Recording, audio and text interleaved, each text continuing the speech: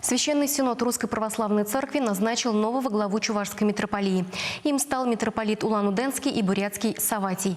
Ему 51 год, родом из Чебоксар. Монашеский постриг принял в 1989 году и тогда же был назначен клириком Введенского кафедрального собора в Чебоксарах. В 1993 году священник Саватий Антонов по благословению патриарха Алексия II возглавил Свято-Троицкий мужской монастырь в столице республики. Спустя 3 года был введен в сан архимандрита. В 2005-м стал епископом Алатырским, викарием Чебоксарской епархии.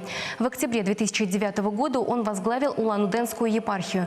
В мае же 2015-го назначен главой созданной Бурятской митрополии. Митрополита Саватия легко можно найти и в соцсетях. Он их активный пользователь. Напомню, с 1 июня в связи с кончиной владыки Варнавы временное управление Чебоксарской епархией было поручено митрополиту Йошкар-Олинскому и Марийскому Иоанну. Еще одно решение было принято Священным Синодом. Епископа Мариинско-Посадского Игнатия перевели в Вологодскую область. Там он возглавит Череповецкую епархию.